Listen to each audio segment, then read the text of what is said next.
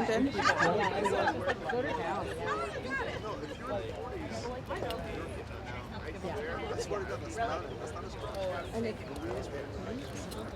Yeah.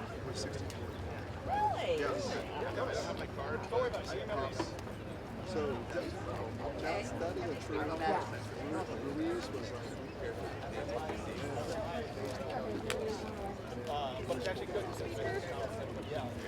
remember that.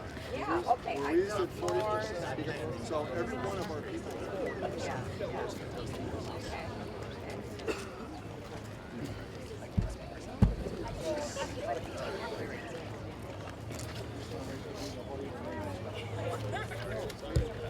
You're doing remarkably good when you get more than 50%. Look, go back and look at all of the raised they did less than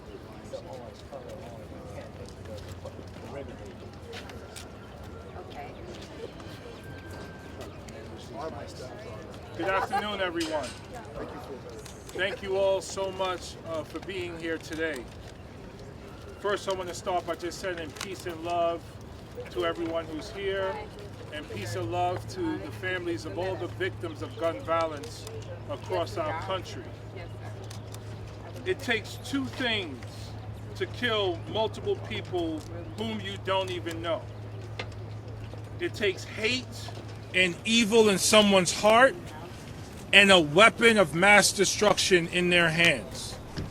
We know we need gun control. We also need to fight against hate in all of its forms to truly build a multiracial democracy, the one that we all want so desperately.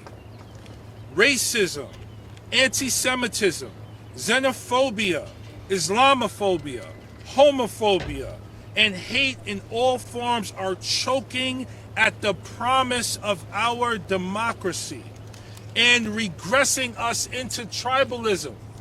We are so much better than that. In Congress, we must treat both the issue of gun control and the root causes of hate. The Great Replacement Theory believes that only white people are responsible for progress in our society, and that the growth of a multiracial and multi-religious society is a threat to white people's existence and the health of our nation. This has spread and infected the minds of so many. It is a conspiracy theory used to stoke racially motivated violence all around the world, from Charlottesville to Christchurch, New Zealand, and recently Buffalo, New York, where a white supremacist wrote a 180-page manifesto citing this conspiracy and then drove more than 200 miles where he carried out a mass shooting in New York, not in the South, in New York State. These are no longer fringe elements of our society. The Great Replacement Theory has gone mainstream thanks to right-wing Republican pundits like Tucker Carlson, who mentioned these theories more than 400 times on the most watched news network in the country. Top Republican leaders use it as a political weapon. It now threatens our very existence as a democracy and as a society. Our lives and our sense of safety are threatened. Nazi thinking, veiled as political banter, can no longer go unrecognized and condemned by our nation's legislative body and by the Democratic Party. Our response must be strong, and we must demand accountability. This is why I'm introducing a resolution condemning the Great Replacement Theory. We need every member of Congress, Democrats and Republicans alike, on the record condemning this dangerous theory. I want to know how Minority Leader Kevin McCarthy voted, Representative Stefanik and others. Are they willing to truly stand up to hatred and evil, or are they going to stand with it? Everyone will be on the record. It's time for accountability and transparency on this issue. I am grateful, so grateful and so humbled So grateful and so humbled to my co-leads whose partnership demonstrates the broad recognition by Democrats that we cannot be silent in the face of hateful rhetoric that is racist, anti-Semitic, xenophobic, Islamophobic, and nativist. Our co-leads include Congressional Black Caucus Chairwoman Beatty, Congressional Hispanic Caucus Chairman Ruiz, Congressional Asian Pacific American Caucus Chairwoman Chu, LGBTQ plus Equality Caucus Chairman Cicilline, Congressional Progressive Caucus Chair Jayapal, Congressman Takano, Congressman Raskin, and Buffalo's very own Congressman Higgins, who I want to thank personally. I called Congressman Higgins right after this massacre occurred, and he gave me the support and the green light to move forward with writing this resolution, so I want to thank him personally. I also want to remember the victims who tragically died in Buffalo.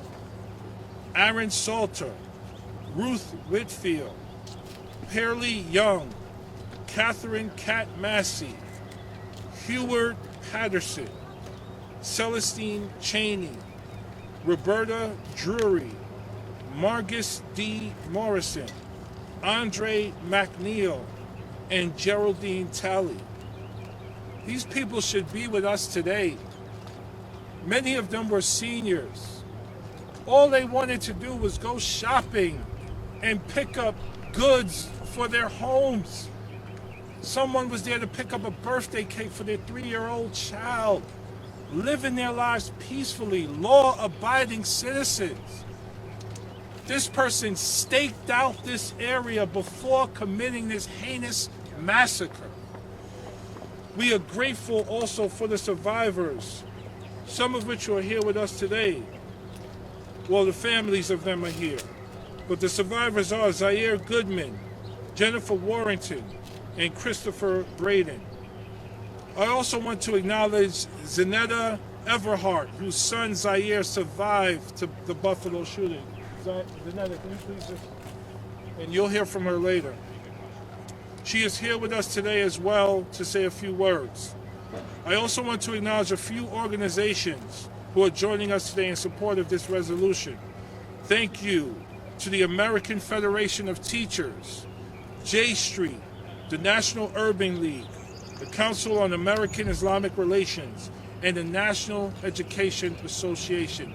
This is a clear example of Congress and the country coming together across race, across class, across age, across ideological differences, coming together to condemn this hateful theory that is destroying our country. It is now my honor, and I just want to thank Speaker Pelosi so much for her continued mentorship and guidance and support, and Leader Hoyer as well for allowing us to come to the floor for a vote. I will now turn it over to Speaker Pelosi, who joins us in support of our efforts to condemn the Great Replacement Theory. Speaker Pelosi and Leader Hoyer were critical in helping us get this resolution to the floor, and I'm honored to have them today.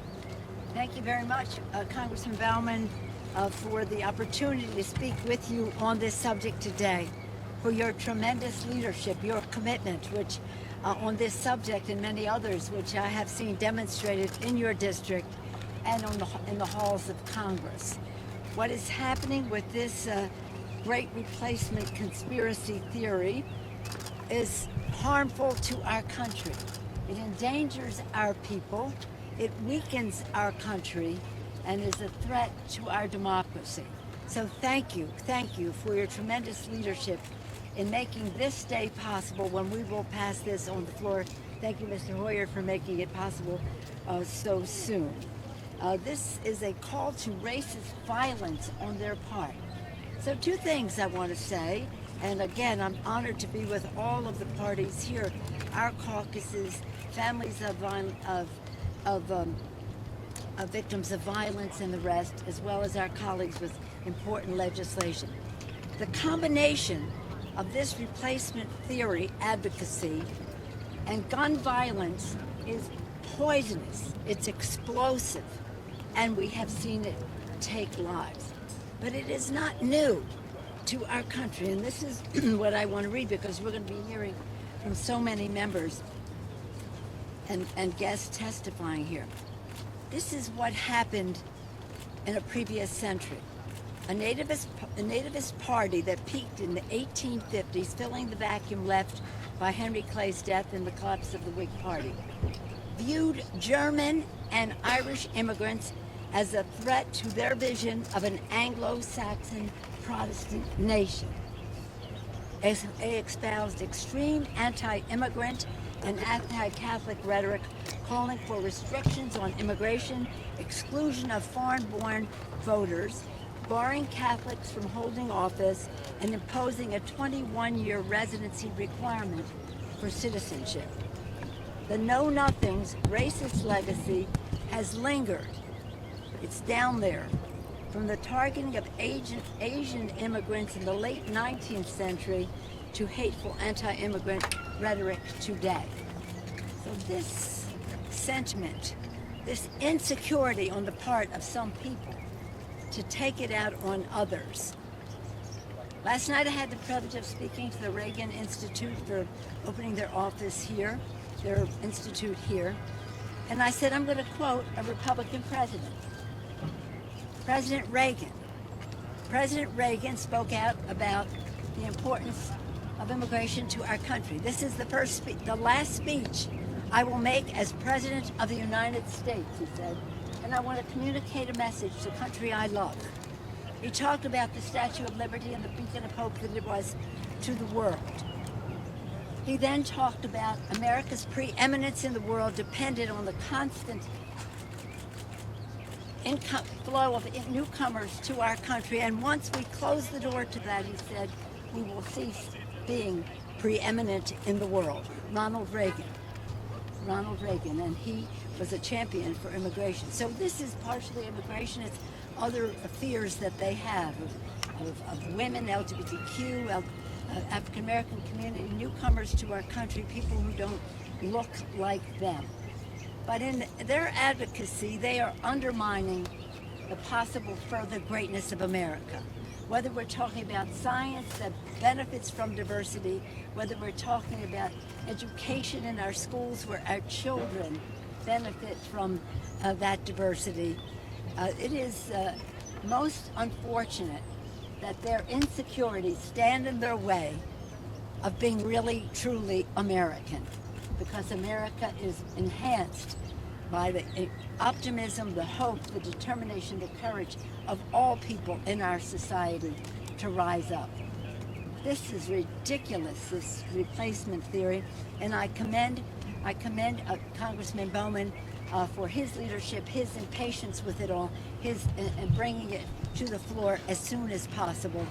And I hope that people in our country, people of faith, people of patriotism, people of love for our children and their future will join him in rejecting and condemning this dangerous, dangerous theory. And with that, I'm very pleased to yield to the distinguished majority leader who's bringing this legislation to the floor and a champion on these issues in our country and globally, Steny Hoyer.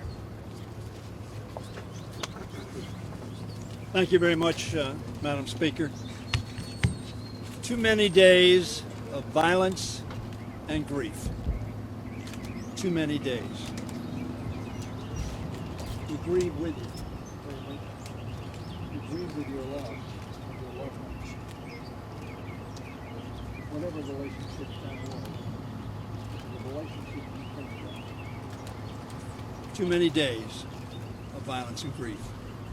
I want to thank Representative Bowman for his leadership in so quickly acting to confront this hate and bigotry, which for far too long, as the Speaker said, has been with us. And he said as well. Throughout history, we've seen twisted ideologies concocted to justify violence and exclusion against Black and Latino people, against Jewish people, against Asian people, against LGBT people, and people who are somehow different. Brian Stevenson has a museum in Montgomery, Alabama. And he says the first thing you need to do to mistreat people is to make them less than people. Not worthy of that admonition that we hold these truths to be self-evident, that all men, and certainly in the 19th century, they would have said all people are created equal and endowed by God with certain unalienable rights, and that is to life, to life, to life. The kind of belief, however, fails to understand that America does not belong to one group or another. It's a nation. These microphones make it tough to read this stuff, doesn't it? I noticed you have that problem too. It's a nation where all who love freedom, democracy, and the rule of law can find a home. That's the criteria. Being a good citizen. Build a better future for themselves and their families. Our nation's motto is, as the speaker so often intones, E pluribus unum. To that extent, it's sort of like a marriage where two people become one. What our founders said, that the people who come here become one. One nation under God. We all come from different backgrounds. My father was born in Denmark, in Copenhagen. Many of you behind me and in front of me have parents or yourselves come from other lands. That's what America is about. The so-called Great Replacement theory is just the latest version, Nancy, as you said, just the latest version of the old idea that America does not belong to all Americans, and that it's not all Americans belong to our country. Spread online, and that's one of the problems. Hate is so easy to spread today, and so quickly spread, and so insightful, which is what happened in Buffalo. Mr. Higgins was on the floor just this morning speaking about that hate. So I'm pleased to join you, knowing full well that this is not new. When the Irish came to Boston, they were the others. When the Italians came to Providence, they were the others. When the Jews came to New York, they were the others. African Americans were here, and they were the others. It is time, as these signs say, to stop hate. That's what this resolution is about. Congressman, thank you so much for bringing it to the floor in such a timely fashion. I was honored to be able to facilitate its voting this day by the Congress of the United States of America, saying no to hate. Thank you very much. Thank you, Mr. Leader. I would now like to bring up the Chairwoman of the Congressional Black Caucus, Chairwoman Beatty. But before I do, I just want to thank her for her leadership and mentorship throughout my time in Congress. I'm a freshman, and I've learned so much from her. And she was one of the first calls I made as we started to draft this resolution, and she supported us from the very beginning. Chairwoman Beatty. Thank you so much to my colleague, my friend Jamaal Bowman, for doing an outstanding job of speaking truth to power. I'm going to be brief, but I think it's important for you to understand what you are witnessing here as we fight against this conspiracy replacement theory. We stand here united. We stand here representing our diversity because we understand that that diversity is our strength. But we are united, and that is our power. We come to you as our caucus in Congress with the country standing with us. We know what we have witnessed over the past days, months, and I'm almost embarrassed to say years. And to the family members who are here, there are not enough words that we can offer you. We pray, we stand up, we join latched and locked in arms with our regret with our heartfelt love, but that's not enough.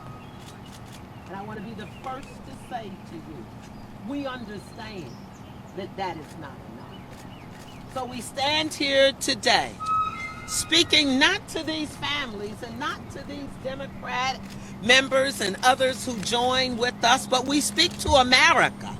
We cannot do this alone. You need to understand that this is bigger than any piece of legislation that we can legislate. This message is about making sure that you understand that there are consequences to elections.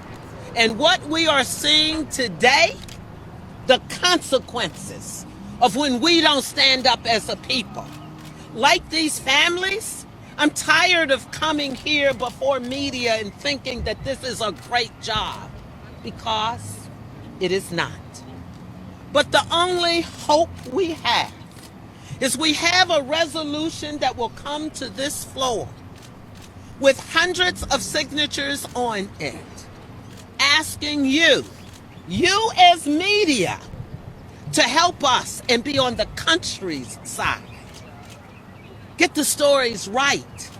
Let America know that we're watching you and we are no longer afraid to stand up, to speak out. Too many Americans, too many little babies, innocent babies who lost their lives. What do you say, America? So I say to you, as chair of the Congressional Black Caucus, a proud partner with the Tri-Caucus and others who are gathered here, join with us for country, for caucus, for families and the people. Thank you.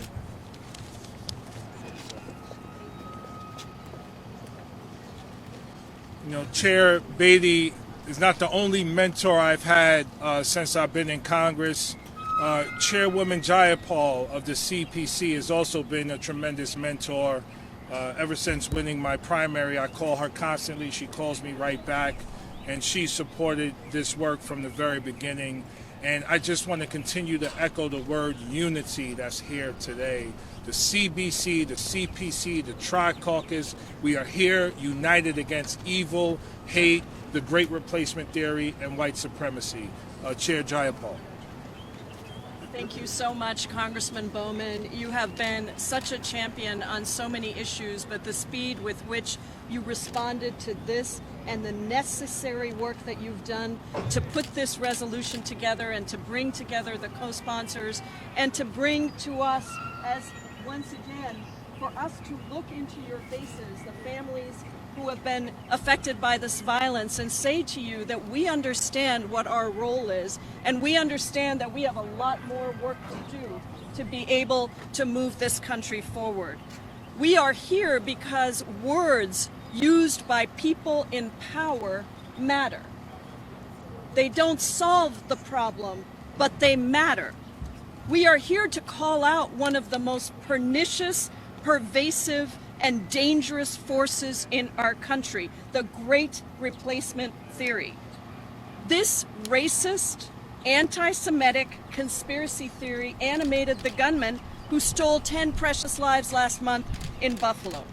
It radicalized the gunman responsible for the tragedies in El Paso, the Tree of Life Synagogue, Mother Emanuel AME Church, and so many more. It has stolen Black, Jewish, Latino, Muslim, and immigrant lives.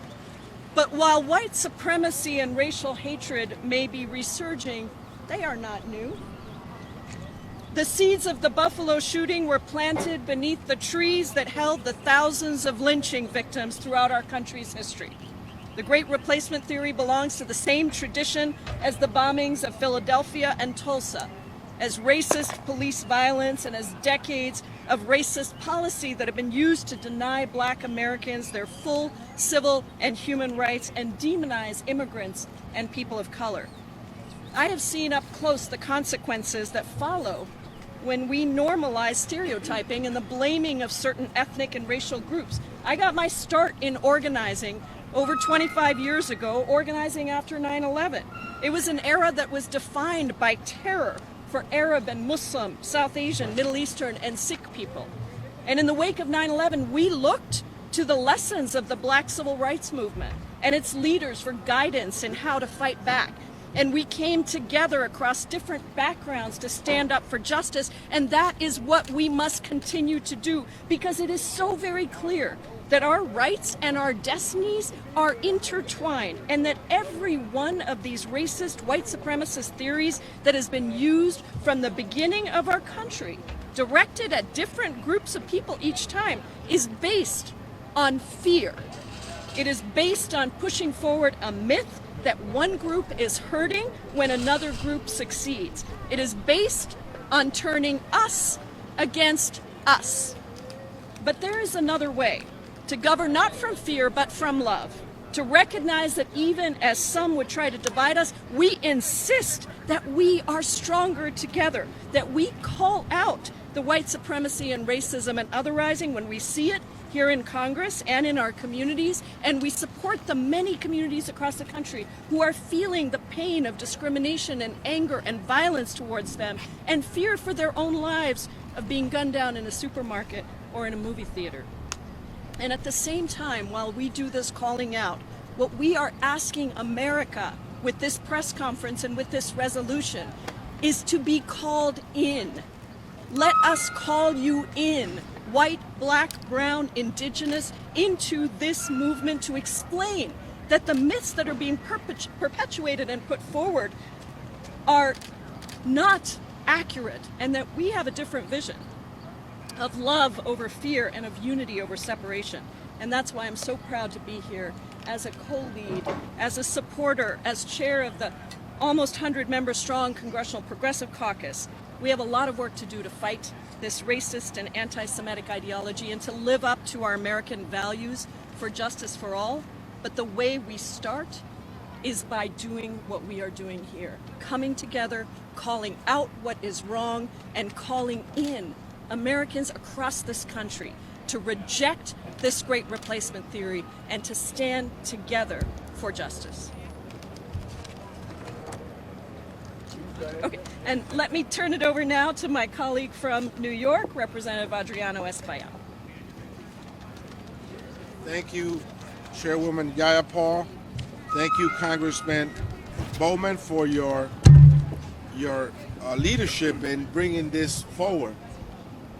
You know, the great Eleanor Roosevelt went to speak before the Daughters of the American Revolution. And we know that that organization has a very xenophobic past.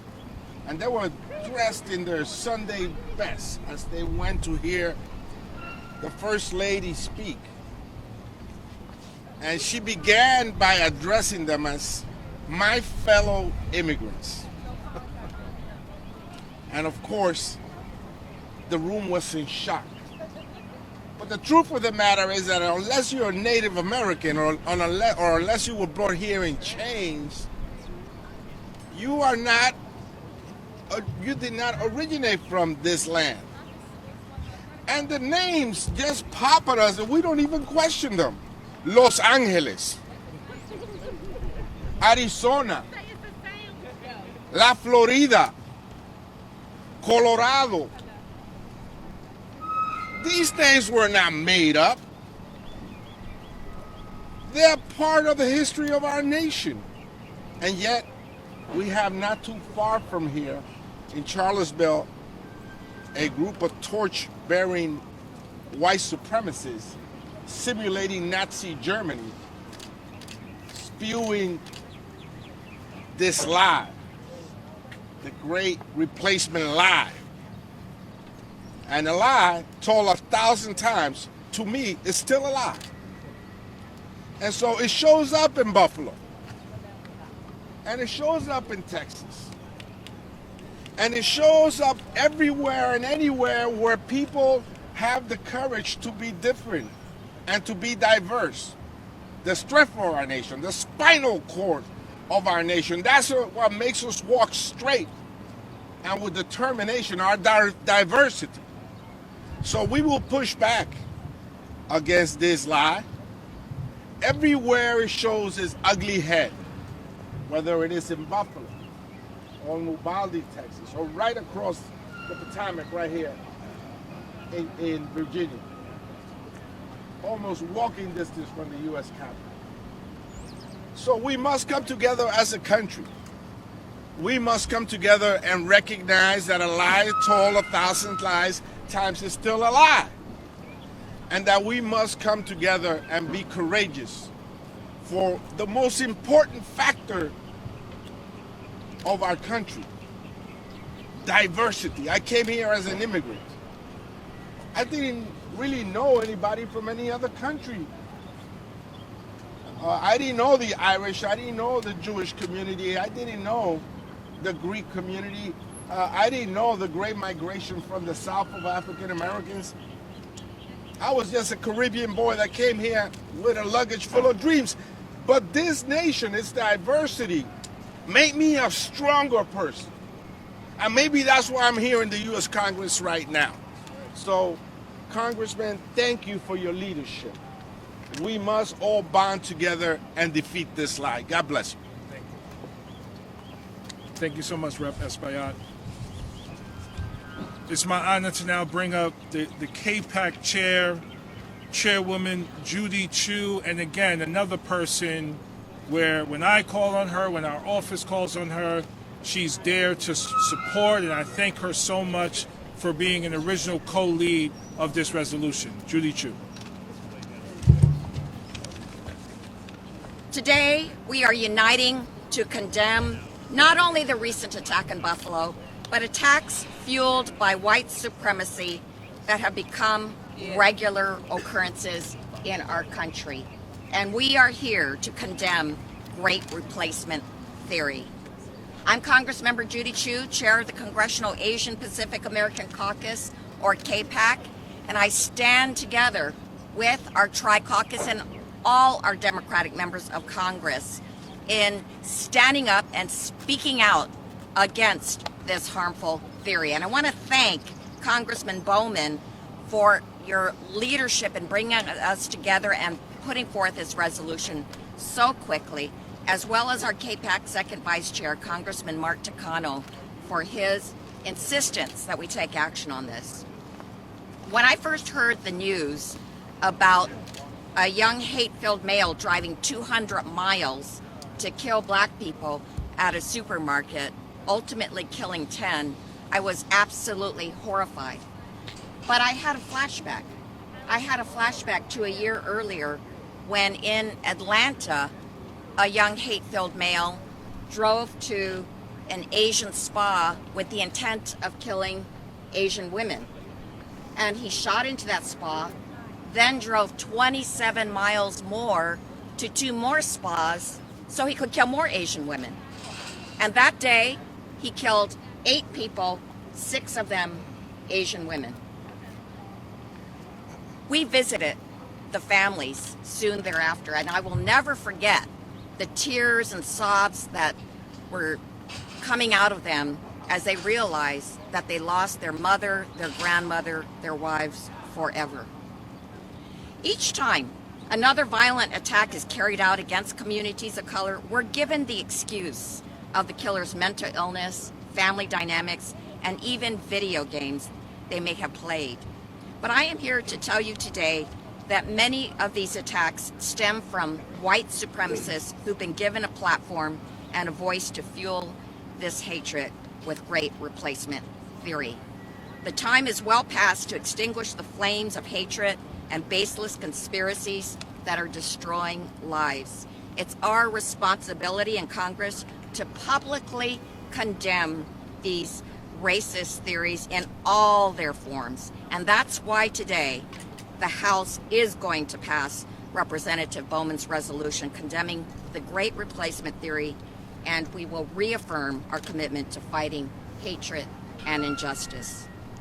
So as we continue to grieve the loss of those in Buffalo, and as those families work toward healing, we have a renewed commitment to end this epidemic of senseless violence fueled by white supremacy. Enough is enough. And now I'd like to bring up, in fact, somebody who feels very passionate about this issue and has really pushed it, Representative Mark Takana. Thank you, Congresswoman Chu. Thank you, Representative Bowman, for your leadership. Congressman Higgins, I want to get through this as quick as I can because you're a congressman whose district suffered this terrible tragedy of the families that were standing behind you. Look, we all have an experience, and we know by common sense the difference between the sacred and the taboo. We know that motherhood is sacred. We know that certain kinds of friendships are sacred. Certain relationships are sacred. We know, but we also know what is taboo. We know that racism should be taboo. And if a racist thought enters our minds, it should be shooed away as a fit of madness, a fit of anger, and that we would get rid of that fleeting moment, that fleeting emotion. We know that anti-Semitism should be taboo, that anybody in the political and public sphere, when we hear an anti-Semitic sentiment, we should not give it any space, let alone any airtime on a network. And it should be roundly condemned by responsible leaders. Replacement theory should be taboo. And it must be, but unfortunately it is not. As mentioned by my friend Representative Bowman, it has been mentioned hundreds of times by somebody who has the highest rated television show on one of the biggest audience drawing networks. And therefore you see Republican leaders in our Congress, from the top leadership down to the rank and file, whose tongues have been swallowed. They cannot condemn what should be called taboo. So I'm here with you today to pass a resolution in Congress from the highest lawmaking body in our country to say that the replacement theory should be condemned, is condemned, and should be taboo. But more than that, I want you, the media, and everyone out in America to call upon fellow Americans to not let this be normalized, to not allow this theory to any credence in the public sphere. E pluribus unum is sacred. The great replacement theory should and must be taboo in the United States of America. Thank you so much. It is now my honor to introduce Representative Higgins, who represents Buffalo, New York. Thank you very much, Jamaal. Let me, the hour's getting late, we have votes. We also have Jamie Raskin here with us, and pleased to have him. Jamie was on the floor 15 minutes ago talking about this very issue and the issue of hate. I want to bring up Zanetta Everhart, Dominique Douglas, Pam Young, and Michelle Spike, because this is really why we're here. Let's do something constructive here today and stop calling this the great replacement theory. It's not great. It's evil. It's born out of ignorance. We need to call this the great renewal therapy. When tragedies like this get the nation's attention about what needs to happen right here under this man's leadership as it relates to calling out hate, white supremacy, and racism. That's what this is. If these creeps that refer to this theory, which isn't a theory, or at least to be credible, it's a theory that has to be proven. And the opposite is true in America, and I'll tell you why. If it were true, this whole area would be empty. None of you would be here, including me. Whether it was the 1850s with the Know Nothing Party, they just weren't in Boston, they were in Buffalo and Baton Rouge and everywhere else. They hated the outsiders. They hated Catholics. They hated Jews. They hated the Irish. They hated the Italians. They hated anybody that was different. Anybody that was different. It was used again in the 1928 presidential campaign when the first major party nominated an Irish Catholic. His ethnicity, his religion was used against him. We hold these truths to be self-evident that all of us, men and women, are created equal and are endowed by our Creator with certain unalienable rights. Among them is life, liberty, and not the promise of happiness, but the unfettered pursuit of it. But more importantly, what wasn't included in those words, if those words don't mean everybody, they mean nothing to anybody. Zanetta Everhart, she's been here for 2 days. She's a friend. She's the Chief Inclusion and Diversity Officer for my friend, State Senator Tim Kennedy from New York. As I said before, Zanetta's stories and all of these stories, they have a tragic dimension to it. But there's also a magic to it as well. Because as I've said before, it's said that we suffer our way to wisdom. To live is to suffer, to endure the suffering is to give meaning to the suffering. The only way that we honor those who are affected the most is by doing the right thing right behind us. Zanetta Everhart. Thank you, Congressman Higgins. I'm going to be very quick because I am from Buffalo and this heat is insane, okay?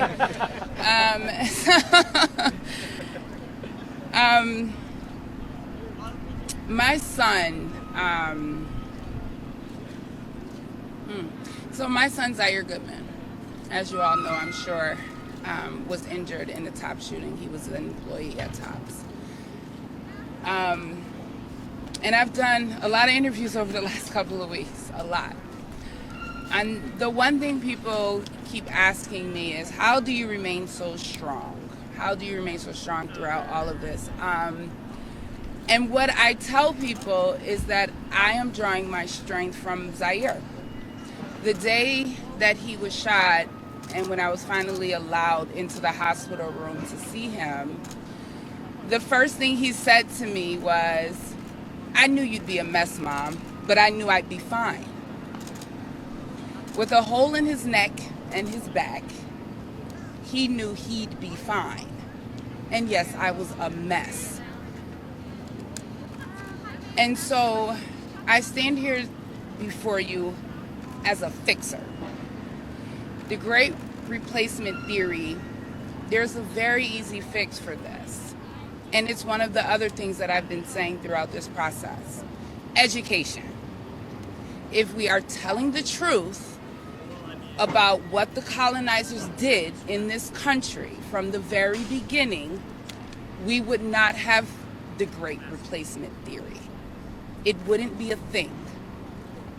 We have to tell the truth about slavery and what this country did to my ancestors. And that's all I have to say. Congressman Jamie Raskin. Thank you, Congressman Higgins, and Zanetta, thank you for your powerful remarks, and thanks for commenting on the weather. I like to say that on Capitol Hill, it's not the heat, it's the stupidity. So the resolution that you've offered, Congressman Bowman, is some enlightenment for us, and I want to thank you for doing it. The replacement theory unifies racism, anti-Semitism, and conspiracy theory into a toxic brew. And the people of Buffalo suffered a terrible massacre because an 18-year-old with an AR-15 jacked up on the replacement theory decided to go and to take the law into his own hands and destroy multiple lives on that day. So he was taught by somebody online and or elsewhere the replacement theory, but he wasn't taught about what's really great about America, which has been the struggle to make real the ideals of the Declaration of Independence that Congressman Higgins quoted to you.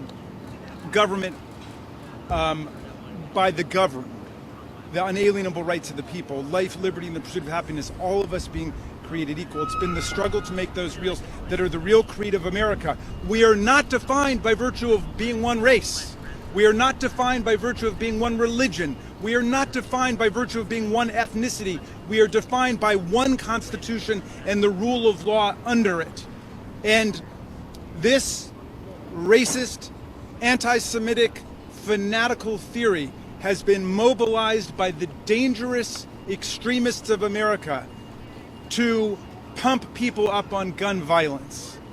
And so I'm proud that we are voting to condemn the replacement theory. I hope that every member of Congress will vote to condemn the white replacement theory. If you can condemn critical legal studies, if you can condemn critical legal studies, which has not resulted in the death of anyone in America, you can condemn great white replacement theory, which is now being invoked in massacres around the country.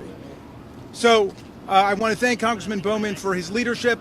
Of course, because of the First Amendment, you've got a right to utter whatever absurdities and fanaticisms you want, which is why we need to control the gun violence and we need to pass the gun violence legislation that's on the floor today. Thank you. Dominique Douglas. Hi everyone, I'll keep this super brief. Marcus Morrison, the first one killed, was my cousin. He was also father to 6, and a son and a brother. And unfortunately his mother and his daughter buried him on their birthdays. This is not a hate versus fighting hate with hate. And this isn't us against anyone. This is Americans. We are black Americans. We expect to be protected like all other Americans should be protected. But we need help. So sitting around and talking is one thing, but we need to pass this legislation. We need to support, and I'm so happy for your support. We all are, but we need more. So I ask everyone else, support us. Support your fellow Americans. Because black Americans are being attacked, which means the democracy of all of you is being attacked. If you think it stops with us, please believe it won't. We're on the top chopping block right now, but it will be, they come after everyone. Help us help you. We are all American. We just expect the support of our other Americans to help black Americans right now. Yes. Thank you, Dominique. Pam Young. Hi everyone, my name is Pam Young. My mother was Pearl Young, who was massacred, murdered, and killed on May 14th. I use those words, I don't say died because she didn't die regularly. She was killed by an angry person believing the replacement theory. But I'm also gonna say that that very same day I called my very best friend, and I'm saying this to Congress, my very best friend who I called, her name's Mary Ann. Mary Ann is a Republican, a straight up Republican, y'all.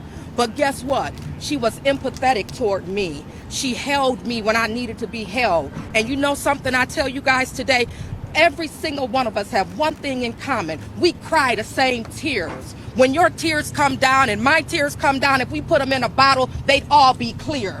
They're not black or white, Republican or Democrat. They're the same tears, and we need to get that out to people. I got one more thing to say, and then I'm going to sit down. Listen to me, I sound like I'm preaching, y'all. To Senator Kennedy and Congressman Higgins and Congressman Bowman, I promise you that just like that man traveled over 200 miles to massacre my mother and 9 others, I will travel throughout New York State, telling them that this is not who we are. We are better than this as Americans. Those 10 people who died were the best of Americans. If you had children, you would want your children to grow up to be like them. Civil activists, teachers, those are the ones that he murdered and shot down that day. But I promise you one thing, every tear that I cry, because I'm going to go back to my hotel room and I'm going to cry tonight, but every tear I cry will be a fuel for action.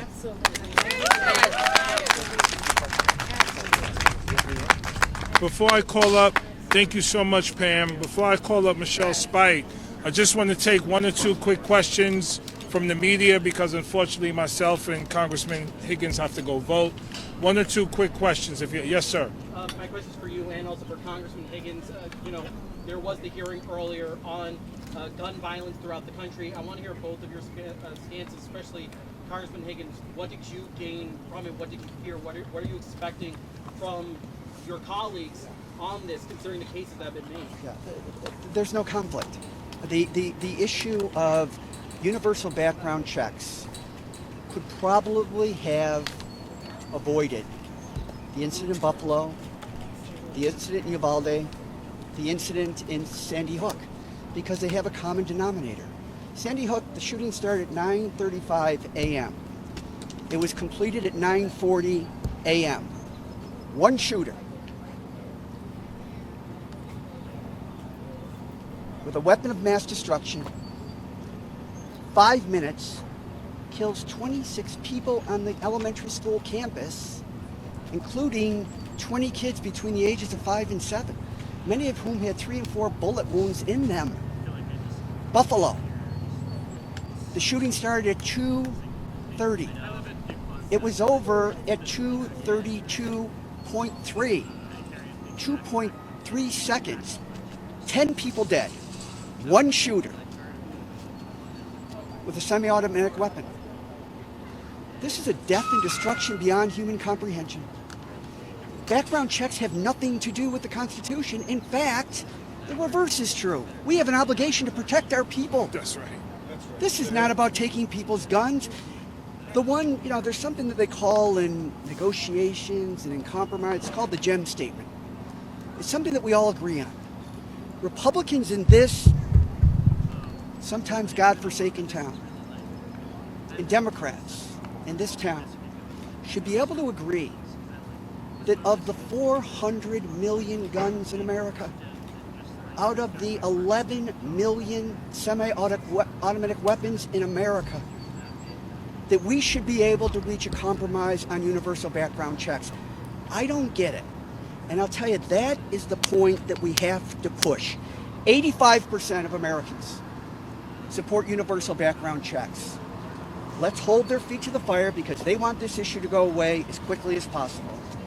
We are 3% of the world's population. We carry 60% of the world's guns. That is unconscionable. I want to bring up Ms. Michelle Spite to share a few words. Ms. Spite. Absolutely, and they will be few. I was one of the only ones, uniquely but not happily, who lost 2 members in that fatal shooting, that massacre on May 14th. I am here because with every passion in me, with every fight and every vigor, I will not stop until we take a candid look and keep the focus where it is. On May 14th, there were 10 victims who lost their lives and 3 who will never probably have the same capacity of life again. Until we put aside our differences of our political stance, be it Democrat or Republican, be it black or be it white, and focus on the matter that white supremacy is alive and well, that it needs to be called what it is, that it is not some deranged, delusional person who acted this way, but he was motivated, he was educated, and he was fed a daily appetite of hate. This is what we need to look at, America. So I challenge you all behind the camera, since you have the power, that you change your articulation and that you focus on what the focus is. It shouldn't be on to the next shooting, the next event. Let's park right where we are until we see change. And until we see those bills reformed and laws enacted, we will continue to be here. So get very familiar with our faces. Thank you. Finally, I just want to bring up Tim Kennedy, who's been a real visionary and courageous work over the past 3 weeks in Buffalo. He's my good friend. He's my colleague in the state Senate, and Zanetta's boss. Zanetta's my boss. And I think she and other Americans are the boss of the United States Congress. And she and our fellow Americans need to have our voices heard, that the time for action is now. Every day that Congress delays is another day closer to the next mass shooting in this country. We've heard statistics after statistics. I want to recognize Zanetta Everhart, the head of diversity and inclusion in my office, and the mother of Zaire Goodman, who took a bullet through the neck and out the backside for courageously speaking before Congress today. I want to recognize these extraordinary voices behind me, the face of the families of those that weren't as lucky and blessed as Zaire to have made it through that massacre in Buffalo. And on the heels of what we're dealing with in Buffalo, our community brokenhearted, grieving, healing, picking up the pieces, and calling for action, we have an opportunity to do better as Americans. When I come to Washington, D.C., I'm inspired by what it means to stand in the Capitol, in the footsteps of the great leaders that have come before us, that have made our country the greatest nation in the history of the world. And it's only because those leaders that have come before us have listened to the public when we have faced challenges as a nation. And I believe in my heart of hearts that God has put us here in this moment. This is a moment in our nation's history that we have to take advantage of one of the worst massacres in our nation's history to do something positive about the future, to make some positive changes for the next generation. I'm inspired that Congressman Bowman and his colleagues in Congress today have passed the resolution calling out the lie that is the Great Replacement theory, a sickness that has come across our land. We are better than that as Americans. Congress today is demonstrating that. In the wake of the gun violence that has taken place across our country, New York State stepped forward and put in place 10 pieces of legislation that will make our streets in New York safer. But we need Congress to act. Every state in America can take its own respective action, but we need federal action across the board that will allow safety in our streets, irrespective of what state you live in, what city you live in, what suburb or rural area of America you live in. We all deserve to live in peace and to live the American dream. And we cannot do that if Congress doesn't act. So I appreciate Congressman Bowman's leadership and our Congress taking action, but this is not enough. Our country, in this moment, in this election year, we have to hold our representatives accountable, Democrat and Republican. Take a look at your representatives' voting sheet. Take a look at how they vote on the issues that matter to you. Take a look at how they vote on the Great Replacement lie that's before Congress today. Take a look at how they vote on common sense gun legislation that'll reform the gun laws in America that nearly 90% of our nation's residents support, and that nearly half of Congress will vote against. And hold those representatives accountable at the voting booth this November. That's what we can do as Americans. We can stand up, we can hold each other accountable, we can call out white supremacy when we see it, we can call out racism when we see it, we can call out hate when we see it, but we can call out our representatives when they vote the wrong way and allow for simple, common sense gun reform legislation to be voted down in our nation's capital. That's unacceptable, and we cannot accept that in this great United States of America. And we, with the families of the slain 10 from Buffalo, and the families of the poor souls that were lost in Uvalde, and every other community across this great nation who has lost loved ones, have to stand together, and we will continue to fight on and press on and demand more until we get the representation and the action that our country deserves. Thank you, Congressman Bowman. Thank you so much. I'll now take a few additional questions. Sorry I had to run to go vote. I will now take a few additional questions if there are any additional questions out there. Yes, sir. Can you identify, say your name and where you're from? Jason Donner with Fox. I was just wondering why this was done via Deemer instead of a House floor vote. The bottom line for us is that the resolution passes. However it comes to the floor and however it's voted on is something that is really important for Congress to take the position of condemning the Great Replacement theory. That was the key for us, and we're happy that it's happening. Hi. Yes. Sure, you're not a member of the media, but yes, you are. Go ahead. I'm Yara Chang at Lebanon. I'm with the Sunrise Movement. So what's next after this resolution? How do we fully eradicate the replacement myth from my high school in St. Louis to the Capitol building? Well, we're going to condemn it as Congress today, but this needs to be condemned at every state house across the country, every county across the country, and every city across the country. And we need high schools to be leaders in condemning the Great Replacement theory. And we need to recognize what's happening right now in our country.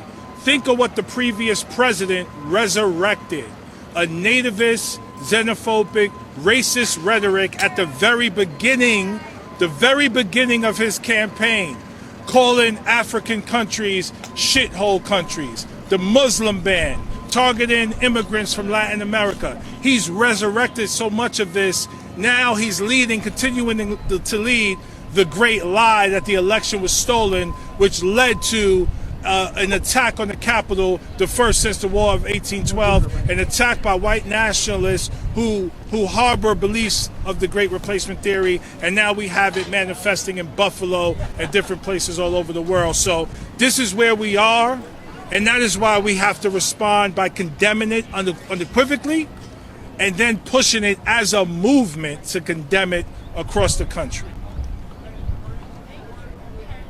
Thank you all so much. Thank you so much for coming. Thank you. And shout out to Faye Rabin. She wrote the resolution.